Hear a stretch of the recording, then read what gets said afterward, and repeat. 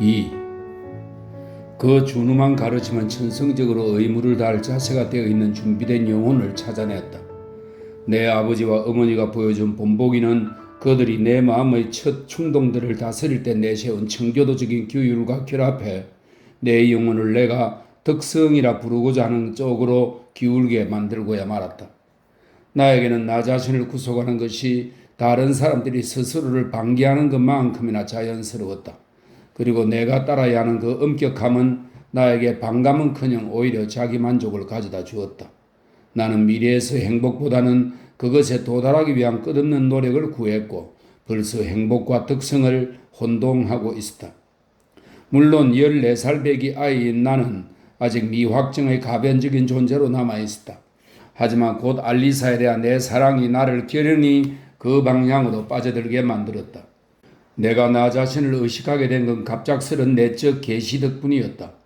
내 눈에는 내가 내성적이고 활짝 피어나지 못했으며 기다림으로 가득하고 타인에게는 별 관심이 없으며 그리 대담하지 못하고 나 자신에 대해 획득하는 승리 말고는 다른 승리를 꿈꾸지 않는 것으로 비춰졌다. 나는 공부를 좋아했다. 놀이도 정신 집중이나 노력을 요하는 것에만 열중했다. 내 또래 친구들과는 거의 어울리지 않았고 내가 그들의 놀이에 끼어드는 건 오로지 애정이나 호의를 보이기 위해서였다. 하지만 이듬해 파리로 올라와 나와 같은 반이 된 아벨 모티에와는 친하게 지냈다.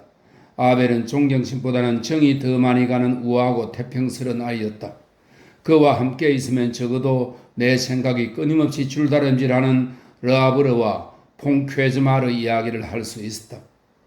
우리와 같은 학교 기숙학생으로 들어왔지만 2학년 아래였던 내 사촌 로베르 비콜렌과는 일요일에만 만났다. 그가 내 사촌 누이들의 동생이 아니었다면 게다가 그는 누이들과는 닮은 구석이 거의 없었다. 그 동생이 아니었다면 나는 그를 만나는 데서 조금의 즐거움도 느끼지 못했을 것이다. 당시 나는 사랑에 완전히 빠져 있었고 둘과의 우정이 나에게 어느 정도의 중요성을 가진 것도 오로지 그 때문이었다. 알리사는 복음서에 나오는 값비싼 진주와 같았다. 나는 그것을 손에 넣기 위해 갖고 있는 모든 것을 파는 사람이었다. 아직 어리긴 했지만 내가 사랑을 이야기하고 사촌 누이에 대해 느끼는 감정을 사랑이라고 부르는 게 과연 잘못이었을까? 그 후로 내가 겪었던 감정 중에 그 이름에 더 걸맞은 것은 아무것도 없었던 것 같다. 내가 육체에 기인한 가장 구체적인 불안에 시달리는 나이가 되었을 때도 내 감정의 성격은 그리 많이 달라지지 않았다. 다시 말해 아주 어렸던 내가 단지 그녀에게 걸맞은 사람이 되고자 했던 여인을 더 직접적으로 소유하려고 들지는 않았다. 공부, 노력, 경건한 행동. 나는 맹목적으로 모든 것을 알리사에게 바쳤다. 오로지 그녀만을 위해 한 것을 대개의 경우 그녀가 모르게 덮어둠으로써 그것을 더 큰 미덕으로 삼았다. 이렇게 나는 일종의 짜릿한 겸양에 취해갔고 나 자신의 즐거움은 고려하지 않은 채 노력을 기울이지 않아도 되는 일에는 만족하지 않는데 익숙해져 갔다. 이러한 경쟁심은 나만을 채찍질했던 걸까? 알리사가 그것에 민감했던 것 같지는 않다. 오로지 그녀만을 위해 노력하는 나 때문에 혹은 나를 위해 무언가를 했던 것 같지는 않다. 그녀의 꾸밈없는 영혼 속에 있는 모든 것은 가장 자연스러운 아름다움으로 남아있었다. 그녀의 특성은 너무나 여유롭고 우아해서 마치 저절로 생긴 성품 같았다. 아이 같은 미소 때문에 눈길에 담긴 엄숙함이 매력적으로 보였다. 나는 살짝 치켜뜨며 너무나 부드럽게 너무나 다정하게 무언가를 묻는 듯한 그 눈길을 떠올린다. 그러면 외삼촌이 마음이 어지러울 때면 왜 큰딸을 찾아가 지지와 충고, 격려를 얻으려 했는지 이해가 된다. 그 다음에 여름 나는 외삼촌이 그녀와 이야기를 나누는 모습을 자주 보았다. 외삼촌은 슬픔 때문에 훨씬 늙어버렸다. 식사 때도 거의 말이 없었다. 가끔 갑자기 억지로 쾌활한 척하기도 했는데 그럴 때면 입을 다물고 있을 때보다 더 안쓰러워 보였다. 외삼촌은 알리사가 모시러 가는 저녁 시간이 될 때까지 서재에 틀어박혀 담배만 피우댔다. 빌다시피 해야 마지못해 방을 나섰다. 알리사는 그런 삼촌을 어린아이처럼 얼러서 정원으로 데리고 나갔다. 두 사람은 꽃들의 오솔길을 내려가 우리가 미리 의자를 갖다 놓은 텃방 청계 근처의 빈터로 가서 앉았다. 어느 날 저녁 우람한 진홍색 너도밤나무 그늘 아래의 잔디밭에 누워 늦게까지 책을 읽고 있는데 알리사와 외삼촌의 목소리가 들려왔다. 잔디밭과 꽃들의 오솔길 사이에는 월계수 울타리밖에 없어서 눈길은 가렸지만 목소리는 그러지 못했다. 그들은 로베르 이야기를 나누고 있었던 것 같았다. 그런데 바로 그때 알리사 입에서 내 이름이 나왔다. 내가 그들의 말을 또렷하게 알아듣기 시작했을 때 외삼촌이 큰 소리로 말했다. 오, 그 녀석은 앞으로도 계속 공부를 좋아할 거야. 의도치 않게 엿듣게 된 나는 가부리거나 최소한 무엇라도 해서 그들에게 내가 있다는 것을 알리고 싶었다. 그런데 뭘 해야 하지? 기침을 해? 저 여기 있어요. 이야기가 다 들려요. 라고 소리를 질러.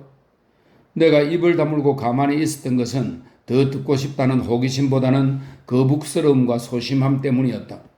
게다가 그들은 지나가는 길이었고 나는 그들의 이야기를 얼핏 들었을 뿐이었다. 그런데 그들은 천천히 걷고 있었다. 아마도 알리사는 늘 그러듯 가벼운 바구니를 팔에 걸고 시든 꽃을 따거나 잦은 바다 안개 때문에 서리 근처에 떨어진 과일들을 과수장 발치에서 줍고 있었을 것이다. 그녀의 맑은 목소리가 들려왔다. 아빠, 팔리시의 삼촌은 훌륭한 분이셨어요? 비콜랭 외삼촌의 목소리는 낮고 희미했다. 나는 그의 대답을 확실히 듣지 못했다. 알리사가 또 물었다. 아주 훌륭하셨나요, 네? 또다시 희미한 대답. 뒤이어 알리사가 다시 물었다. 제롬은 참 총명해요, 그렇죠? 내가 어떻게 귀를 쫑긋 세우지 않을 수 있었겠는가? 하지만 나는 아무것도 알아들을 수가 없었다. 그녀가 말을 이었다. 아빠는 제롬이 훌륭한 사람이 될 거라고 생각하세요? 여기서 외삼촌의 목소리가 커졌다. 그런데 얘야, 난 우선 너가 훌륭하다는 말을 어떤 뜻으로 쓰는지 알고 싶구나. 사람은 적어도 다른 사람의 눈에는 그렇게 보이지 않아도 아주 훌륭할 수 있단다. 아주 훌륭할 수 있지. 하나님이 보시기에는. 저도 그런 뜻으로 말씀드리는 거예요. 알리사가 말했다. 그리고 어떻게 알 수 있겠니? 제롬은 아직 너무 어리고 그래 그럴 거야. 장래성이 큰 아이니까. 하지만 성공을 하려면 그것으론 충분하지 않단다. 또 뭐가 필요한데요? 하하 녀석, 내가 뭘 말해주길 원하니? 필요한 거라면 신뢰, 내조, 사랑. 아빠는 어떤 걸 내조라고 생각하세요? 알리사가 말을 끊었다. 내가 받지 못했던 애정과 존경 같은 거지? 외삼촌이 쓸쓸하게 대답했다. 그리고는 그들의 목소리가 완전히 사라지고 말았다. 저녁 기도 시간에 나는 의도한 바는 아니었지만 경솔했던 내 행동을 뉘우쳤고 알리사에게 사실을 털어놓고 용서를 빌기로 다짐했다. 어쩌면 이번에는 좀 더 알고 싶은 호기심이 작용했는지도 몰랐다. 다음 날 내가 사실을 털어놓자마자 그녀가 말했다.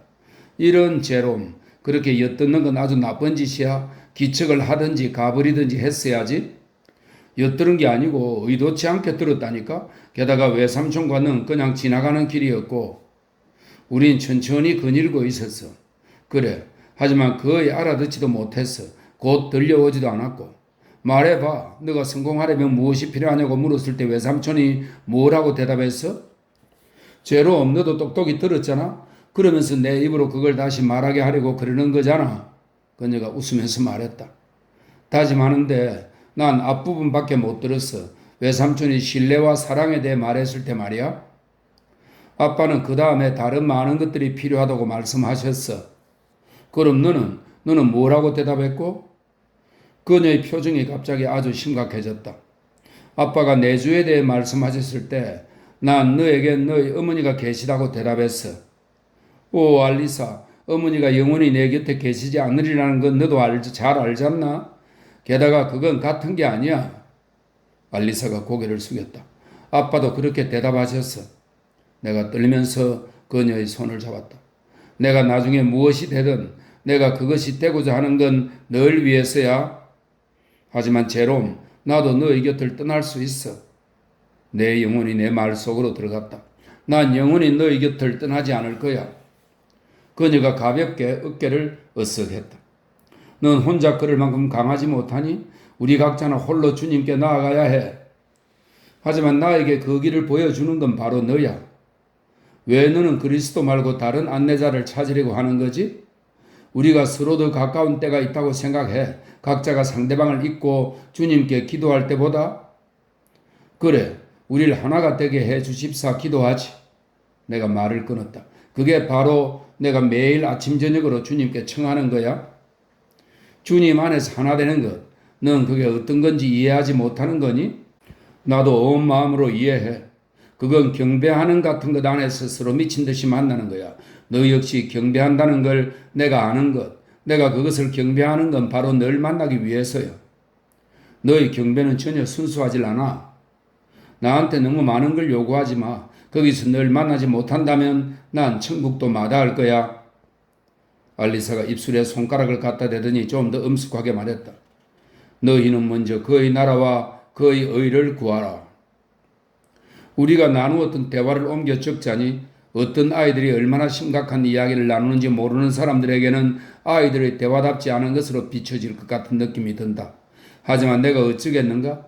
이러쿵저러쿵 변명이라도 붙여야 할까? 그러고 싶지는 않다. 그 대화를 더 자연스레 보이게 하려고 분치를 하고 싶지도 않고. 우리는 라틴어역 복음서를 구해서 읽었고 긴 구절들도 외울 정도로 흔히 알고 있었다. 알리사는 나와 함께 라틴어를 배웠다. 동생의 공부를 돕고 싶다는 핑계를 대했지만 내 짐작으로는 그보다 내가 읽는 책을 자신도 계속 읽기 위해서였다. 물론 나는 그녀가 따라오지 않을 것 같은 공부에는 감히 취미를 붙이지 못했다. 가끔 그게 방해가 되긴 했지만 흔히 생각하듯 내 정신의 도약을 막아서 그런 건 아니었다. 정반대로 내게는 그녀가 모든 분야에서 자유롭게 나를 앞서가는 것처럼 보였다. 하지만 나는 그녀를 기준으로 내 길을 선택했다. 당시 우리를 사로잡았던 것, 우리가 생각이라고 불렀던 것은 많은 경우 보다 수준 높은 어떤 일치의 구실, 감정의 위장, 사랑의 외피에 지나지 않았다. 어머니도 처음에는 아직 그 깊이를 가늠할 수 없는 내 감정을 걱정하는 것 같았다. 하지만 자신의 기력이 점점 떨어지는 게 느껴지자 어머니의 품 안에서 우리를 하나로 결합시켜 주고 싶어 했다. 어머니는 지병인 심장병 때문에 점점 더 자주 힘들어했다. 여느 때보다 심한 발작이 찾아왔을 때 어머니는 나를 곁에 불러놓고 말했다. 가엾은 녀석, 보다시피 나도 이제 많이 늙었단다. 어느 날 난 갑자기 널 남겨두고 떠날 게다. 그녀는 숨이 많이 가쁜 듯 입을 다물었다. 나는 더 이상 참지 못하고 어머니가 내 입으로 직접 말해주길 기다리는 것처럼 보이는 것을 외쳤다. 어머니, 아시다시피 전 알리사와 결혼하고 싶어요. 내 말이 마음 깊이 담고 있었던 생각과 일치했는지 어머니가 곧 말을 이었다. 그래, 내가 말하고 싶었던 게 바로 그거란다, 제롬. 어머니, 내가 흐느끼며 말했다. 알리사도 저를 사랑하는 것 같죠, 그죠? 그렇고 말고. 어머니는 다정한 목소리로 이 말을 여러 차례 반복했다. 그래, 그렇고 말고. 그녀는 아주 힘겹게 말을 이었다. 주님께 맡겨야 한단다. 그러고는 곁에서 몸을 숙이고 있는 내 머리에 손을 올려놓고 다시 말했다. 주님께서 너희를 지켜주시길. 주님께서 너희 둘 모두 지켜주시길. 그러고는 어머니는 얕은 잠에 빠졌고 나는 깨우려 하지 않았다. 이 대화는 두 번 다시 이어지지 않았다. 그 다음날 어머니의 상태가 많이 나아졌다. 나는 다시 수업을 들으러 떠났고 침묵이 그 하다만 속 이야기를 삼켜버렸다. 게다가 내가 뭘 더 알아낼 수 있었겠는가? 알리사가 날 사랑한다는 것, 난 그것을 단 한순간도 의심할 수 없었다. 설사 그때까지 내가 일말의 의심을 품었다 하더라도 그 의심은 곧 닥친 슬픈 사건을 전후에 영원히 내 마음에서 사라졌을 것이다. 어머니는 어느 날 저녁 미스 에스버턴과 내가 지켜보는 가운데 아주 평온하게 숨을 거두셨다. 어머니의 목숨을 앗아간 마지막 발작도 처음에는 이전 것들보다 그리 심한 것 같지는 않아 보였다. 막바지에 가서야 상태가 심각해졌기 때문에 친척들이 미처 달려올 시간조차 없었다. 내가 소중한 망자를 기리며 첫날 밤을 새는 것은 어머니의 오랜 벗 곁에서였다. 나는 어머니를 깊이 사랑했다. 그런데 놀랍게도 눈물은 흘렀지만 내 안에서 전혀 슬픔이 느껴지지 않았다. 내가 눈물을 흘린 것은 훨씬 나이가 적은 벗이 그렇게 자신보다 먼저 하나님 앞에 불려가는 것을 지켜보는 미스 에스버턴이 가여웠기 때문이었다. 하지만 그 상으로 인해 알리사가 내게로 서둘러 달려오게 될 거라는 비밀스러운 생각이 내 슬픔을 훨씬 능가했다. 그 다음날 외삼촌이 도착했다. 외삼촌이 하루 뒤에 플랑티의 이모와 함께 올 딸의 편지를 나에게 건넸다. 제롬, 나의 벗, 나의 동생. 고모님이 기대하셨던 그분께 큰 만족감을 주었을 그 몇 마디를 돌아가시기 전에 해드리지 못한 게 얼마나 죄송한지 모르겠어. 이제 그분께서 날 용서해 주시길. 앞으로는 오직 주님만이 우리 두 사람을 인도해 주시길. 안녕 내 가엾은 벗. 나는 그 어느 때보다 더 다정한 너의 알리사야. 이 편지는 무슨 의미였을까? 말씀드리지 못해 죄송스럽다는 그 몇 마디 말이 미래를 나와 함께 하겠다는 약속이 아니라면 무엇이었을까? 당시 나는 너무 어려서 감히 곧바로 그녀에게 청혼을 할 수가 없었다. 게다가 나에게 그녀의 약속이 필요하기나 했던가? 우리는 이미 약혼을 한 사이나 다름이 없지 않는가? 우리의 사랑은 가까운 친척들에게는 더 이상 비밀이 아니었다. 어머니와 마찬가지로 외삼촌도 우리의 사랑에 반대하지 않았다. 정반대로 그는 이미 나를 아들처럼 대했다. 며칠 후에 찾아온 부활절 방학을 나는 르하브르에서 보냈다. 플랑티의 이모댁에 묵으면서 식사는 거의 매번 비콜랭 삼촌댁에서 했다. 펠리시 플랑티의 이모는 더없이 좋은 분이셨지만 내 사촌 누이들이나 나나 그분과는 그리 가까이 지내는 편이 아니었다. 그분은 이런저런 일로 분주해서 늘 숨을 헐떡거렸다. 몸짓에는 부드러움이 없었고 목소리에는 멜로디가 없었다. 하루 중 아무 때나 우리에 대한 애정이 넘쳐 흘러 그것을 표현하고자 하는 욕구를 느낄 때마다 우리를 마구 쓰다듬었다. 비콜렉 외삼촌도 이모를 아주 좋아했지만 이야기할 때 목소리만 들어봐도 내 어머니를 얼마나 더 좋아했는지를 쉽사리 느낄 수 있었다. 어느 날 저녁 플랑티의 이모가 말을 꺼냈다. 얘야, 올여름엔 너가 뭘 할 생각인지는 모르겠다만 난 너의 계획이 뭔지 알 때까지 기다렸다가 무엇을 할지 결정할 생각이야. 내가 너한테 도움이 된다면. 아직 생각을 많이 안 해봤어요. 여행을 해보면 어떨까 싶어요. 내가 대답했다. 이모가 말을 이었다. 너도 알겠지만 우리 집이나 퐁게즈마르나 너는 언제든지 대환영이야. 너가 그곳에 가면 너희 외삼촌과 줄리에트도 기뻐할 게다. 알리사를 말씀하시는 거겠죠? 그렇지. 미안. 난 너가 사랑하는 게 줄리에트라고 생각하고 있었단다. 너희 삼촌이 말해줄 때까지는 말이야. 한 달도 채 안 됐지. 알다시피 내가 너희를 많이 사랑하긴 한다만 솔직히 너희를 잘 모른단다. 너희를 볼 기회가 거의 없었잖니. 게다가 난 관찰력이 없어. 멈춰서서 나랑 상관이 없는 것을 바라볼 시간도 없고 너가 늘 줄리에트와 노는 걸 봐왔으니까 그렇게 생각했지. 그 아이는 너무나 예쁘고 밝아. 맞아요. 줄리에트하고는 지금도 재미있게 놀아요. 하지만 제가 사랑하는 건 알리사예요.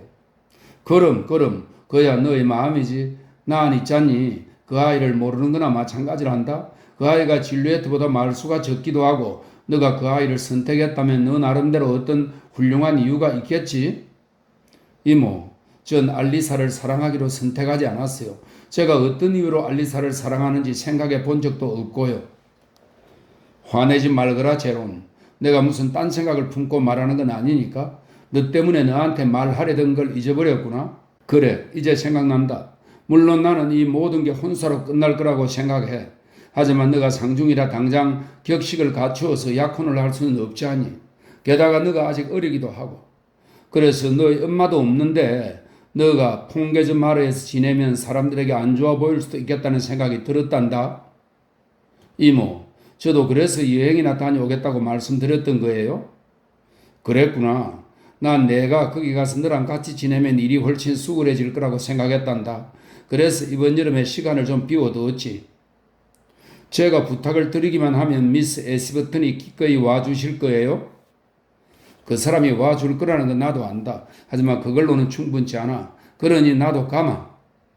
이모가 갑자기 울음을 터뜨리며 덧붙였다. 오, 가엾은 너희 엄마를 대신하겠다는 생각은 없다. 하지만 살림은 내가 맡으마. 그러면 너도 너희 외삼촌도 알리사도 거북스러워하지 않아도 될 거야. 벨리시모는 본인이 함께하는 것의 효율성에 대해 잘못 생각하고 있었다. 사실대로 말하자면 우리가 불편해한 건 오로지 그녀 때문이었다. 이모는 예고한 대로 7월이 되자마자 퐁게즈 마리에 짐을 풀었고 미스 애시버튼과 나도 머지않아 그녀와 합류했다. 그녀는 집안일을 하는 알리사를 돕는답시고 너무나 조용했던 그 집을 끊임없는 소란으로 가득 채웠다. 우리를 기쁘게 해주기 위해 본인이 말한 것처럼 일을 수월하게 하기 위해 보인 열의가 너무 과해서 알리사와 나는 그녀 앞에서 어색한 나머지 거의 반벙어리가 되기 일쑤였다. 이모로서는 우리가 너무 쌀쌀맞다고 생각되었을 것이다. 하지만 우리가 입을 다물지 않았다 해도 과연 그녀가 우리 사랑이 어떤 것인지 이해할 수 있었을까? 반대로 줄리에트의 기질은 이 떠들썩한 활기와 꽤 잘 맞았다. 어쩌면 줄리에트를 눈에 띄게 편애하는 모습을 보며 내가 품은 어떤 반감이 이모에 대한 나의 애정을 막았을지도 모른다. 어느 날 아침 우편물이 도착한 후에 이모가 나를 불렀다. 내 가엾은 제롬, 정말 미안하게 됐다. 딸아이가 아프다며 날들어 와 달라는구나. 어쩔 수 없이 너희를 두고 가봐야 할 것 같아. 불필요한 가책으로 가득했던 나는 이모가 떠난 후에도 계속 퐁게즈 마르에 있어도 되는지 알 수가 없어 외삼촌을 뵈러 갔다. 내가 말을 꺼내자마자 외삼촌이 소리쳤다. 가장 자연스러운 일을 복잡하게 만들려고 누님이 또 무슨 상상을 하신 게냐? 응? 너는 왜 우리 곁을 떠나려고 하니? 제롬, 넌 이미 내 아들이나 다름없어. 벨리시 이모는 퐁게즈 마르에 보름밖에 머물지 않았다. 그녀가 떠나자마자 집안은 고요함을 되찾을 수 있었다. 행복과 매우 흡사한 평온이 다시 자리를 잡았다. 어머니를 잃은 슬픔은 우리의 사랑을 어둡게 만들지 않았다. 오히려 더 심화시켜 주었다. 단조로운 흐름의 생활이 시작되었고 소리가 아주 잘 울리는 곳에 있는 것처럼 우리 마음의 움직임 하나하나가 서로에게 전해졌다. 이모가 떠나고 며칠 후 저녁 우리는 식탁에서 그녀 얘기를 나눴다. 그때 나눈 이야기가 지금도 기억난다. 우리는 이렇게 말했다. 어찌나 부산스러우신지 삶의 파도가 그녀의 영혼에 더 이상 휴식을 남겨주지 않는 것일까? 사랑의 아름다운 외관이여, 너의 모습은 여기서 어찌 되어버린 것이냐? 그 말을 한 건 우리가 슈타인 부인 이야기를 하면서 그 영혼에 비친 세상을 보는 건 멋진 일일 것이다 라고 썼던 괴테를 떠올렸기 때문이었다. 곧이어 우리는 관조하는 능력을 특히 높게 평가하면서 나도 모를 어떤 위계를 세워나갔다. 그러자 그때까지 입을 다물고 있던 외삼촌이 쓸쓸하게 웃으며 우리에게 말했다. 얘들아, 설사 조각조각 깨어졌다 할지라도 주님은 자신의 이미지를 알아보실 게다. 그러니 사람들을 그들 삶의 한 순간을 기준으로 판단하는 건 삼가도록 하자꾸나. 너희가 마음에 들어하지 않는 펠리시 이모의 모든 면은 일련의 사건에서 기인한단다. 그 사건들을 너무나 잘 알고 있는 나로서는 너희처럼 그분을 신랄하게 비판할 수가 없어. 젊은 시절에 너무나 매력적이었던 자질도 늙으면 다 망가진단다. 너희가 펠리시 이모의 부산스러움이라 부르는 것도 처음에는 매력적인 비약, 때묻지 않은 충동, 순간의 몰입, 우아함 같은 것이었지. 내가 장담하는데 우리도 지금 너희 모습과 크게 다르지 않았다. 제롬, 난 너와 많이 비슷했었어. 어쩌면 내가 생각하는 것 이상으로 벨리시모는 지금의 줄리에트와 많이 닮았었고, 그래, 몸피까지도. 그가 줄리에트 쪽을 돌아보며 덧붙였다.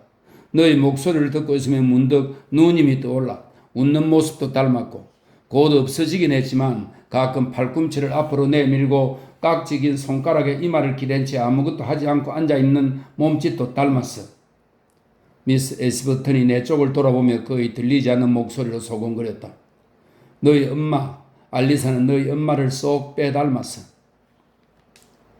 그의 여름은 찬란했다. 모든 것이 하늘빛이 스며든 것 같았다. 우리의 열정이 악과 죽음을 물리쳤다. 어둠이 우리 앞에서 물러났다. 매일 아침 나는 기쁨으로 잠에서 깨어났다. 나는 새벽부터 일어났고 떠오르는 해를 마중하기 위해 뛰쳐나가곤 했다. 지금도 그 시절을 회상하면 아침 이슬로 가득했던 나날이 떠오른다. 밤늦게까지 깨어있는 언니보다 훨씬 일찍 일어나는 줄리에트는 나와 함께 정원으로 내려갔다. 그녀는 알리사와 나 사이에서 전달자 역할을 했다. 나는 그녀에게 끝없이 우리 사랑을 이야기했고 그녀도 내 이야기를 지겨워하는 것처럼 보이지 않았다. 넘치는 사랑 탓에 나는 알리사 앞에만 서면 주눅이 들어 쭈뼛거렸다. 그래서 알리사에게 감히 말하지 못하는 것을 그녀에게 털어놓았다. 알리사도 이 놀이에 관심을 보이는 듯했고 우리가 오로지 그녀 얘기만 한다는 것을 모르거나 모른 척하면서 내가 줄리엣에게 그토록 신나게 이야기하는 걸 재미있어 하는 것 같았다. 오 사랑의 지나친 사랑의 감미로운 속임수여, 너는 어떤 비밀스러운 길을 통해 우리를 웃음에서 눈물로 가장 천진난만한 기쁨에서 덕성의 까다로운 욕으로 이끌었는가. 달아나버린 그 여름이 너무나 맑고 매끄러워 지금 내 기억은 미끄러져간 그 나날에서 거의 아무것도 붙들 수가 없다. 사건이라고 해보아야 대화, 독서가 고작이었다. 방학이 끝나갈 무렵의 어느 아침 알리사가 나에게 말했다. 슬픈 꿈을 꾸었어. 난 살아있는데 너가 죽은 거야. 아니, 너가 죽는 건 보지 못했어. 그냥 너가 죽고 없었어. 얼마나 무섭던지. 절대 있을 수 없는 일이라 난 단지 너가 곁에 없을 뿐이라고 여겼어. 우린 떨어져 있었고 난 너에게 갈 방법이 있다는 걸 느꼈어. 그래서 이리저리 그 방법을 찾았지. 너에게 가기 위해 얼마나 애를 썼는지 그러느라 잠에서 깨어났어. 오늘 아침에도 그 꿈에서 완전히 깨어나지 못했던 것 같아. 마치 그 꿈을 계속 꾸고 있는 것처럼 말이야. 여전히 내가 너와 헤어져 있는 것 같은, 오랫동안, 아주 오랫동안 너와 헤어져 있을 것 같은 느낌이 들었어. 그녀가 아주 낮은 목소리로 덧붙였다. 내 평생토록 그렇게 안간힘을 써야만 할 것 같은. 뭘 위해서? 서로를 만나기 위해 너도 나도 안간힘을 써야 할 것 같았어. 나는 그녀의 말을 심각하게 여기지 않았다. 혹은 그러기가 두려웠다. 그 말에 항의라도 하듯 내가 미친 듯이 뛰는 가슴을 억누르며 순간 용기를 내어 그녀에게 말했다. 나 말이야, 오늘 아침에 내가 너랑 결혼을 해서 아무것도 우리를 떼어놓을 수 없게 되는 꿈을 꾸었어. 죽음 외에는 아무것도. 넌 죽음이 우리를 떼어놓을 수 있다고 생각해? 그녀가 말을 이었다. 내 말은 난 반대로 죽음이 가까워지게, 그래, 사는 동안 떨어져 있었던 것을 가까워지게 할 수 있다고 생각해. 이 모든 것이 우리 안으로 너무도 깊숙이 들어와 아직도 우리가 나눈 말의 억양까지 들리는 듯하다. 그럼에도 내가 그 말들의 심각성을 온전히 깨달은 것은 훨씬 나중의 일이었다. 여름이 달아나고 있었다. 들판도 이미 대부분이 비어서 시야가 생각했던 것 이상으로 넓게 트여 있었다.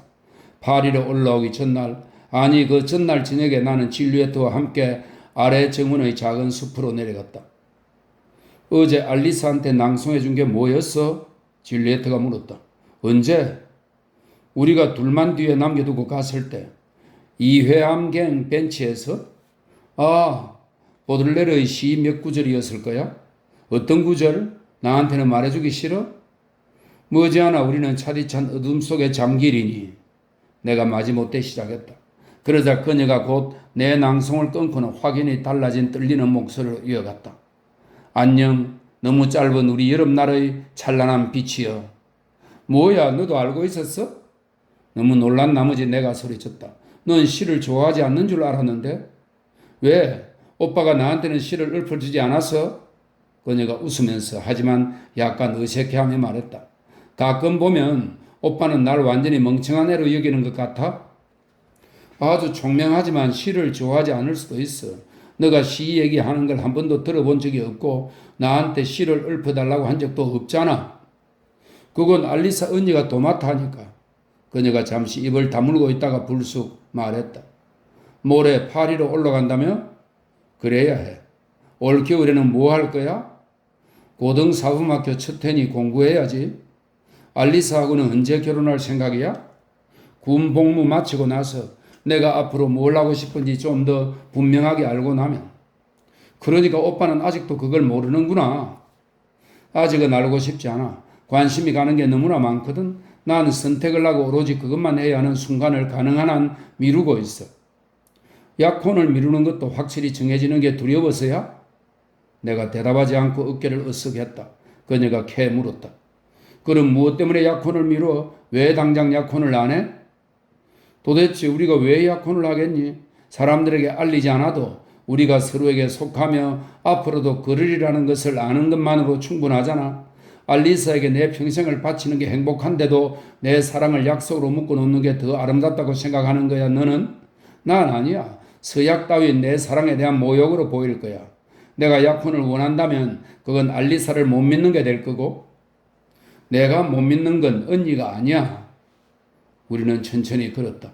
그러다 일전에 내가 알리사와 외삼촌이 나누는 대화를 의도치 않게 들었던 곳에 도달했다. 문득 우리보다 먼저 정원으로 나간 알리사가 내가 있었던 청계 옆 빈트에 앉아 있을 수도 있고, 그래서 나처럼 우리 대화를 의도치 않게 들을 수도 있겠다는 생각이 들었다. 그러자 감히 직접적으로 말하지 못하는 것을 알리사에게 들려줄 수도 있다는 생각이 나를 유혹했다. 기발한 책략에 신이 난 내가 내 또래 특유의 약간 과장된 목소리로 외쳤다.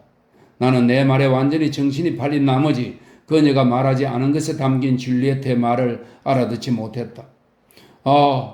우리가 사랑하는 사람의 영혼을 들여다봄으로써 마치 거울을 보듯 거기서 우리가 어떤 모습을 하고 있는지 볼 수만 있다면, 타인의 마음을 우리 자신의 마음처럼 우리 자신의 마음보다 더 잘 읽을 수만 있다면 애정은 얼마나 평온하겠는가, 사랑은 또 얼마나 순수하겠는가.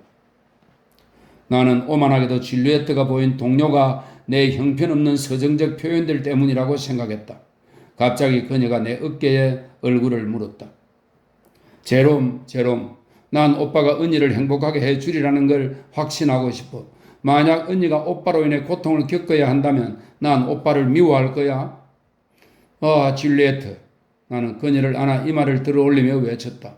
나도 나 자신을 미워할 거야. 너가 안다면 내가 아직 내 앞날을 결정하고 싶어하지 않는 건 오로지 그녀와 함께 내 삶을 더 잘 시작하기 위해서야.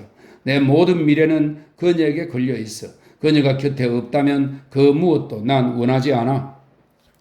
오빠가 이런 얘기를 하면 언니는 뭐라고 해?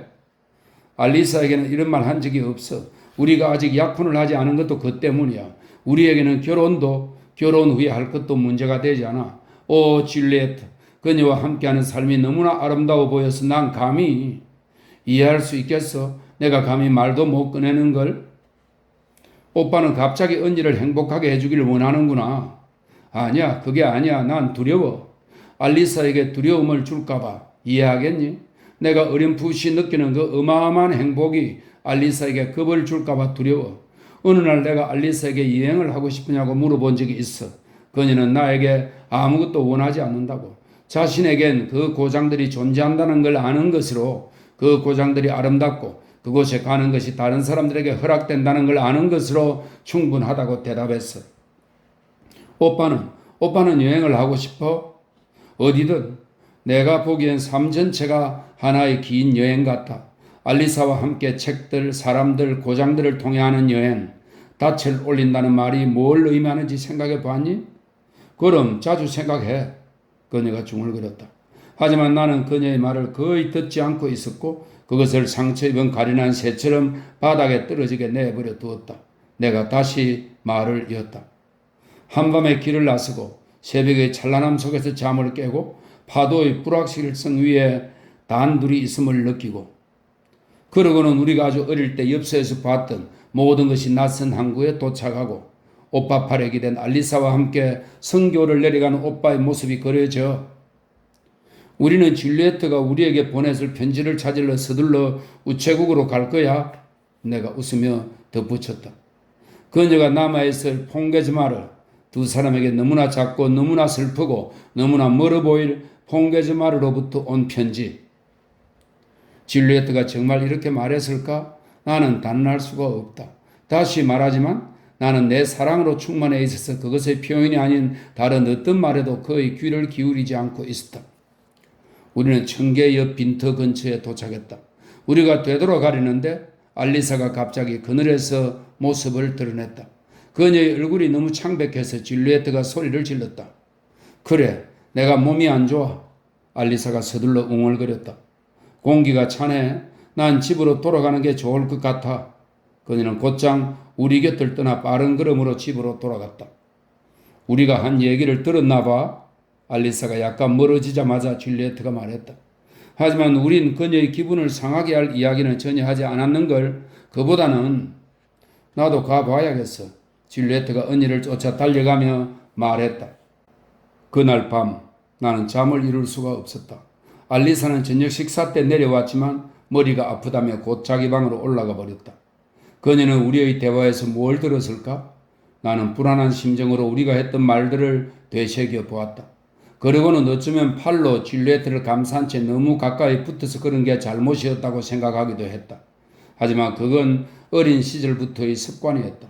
알리사는 우리가 그렇게 걷는 걸 이미 수도 없이 보았다. 아, 나는 얼마나 한심한 장님이었던가. 내가 귀 기울여 듣지도 않았고 기억도 잘 못하는 줄리에트의 말.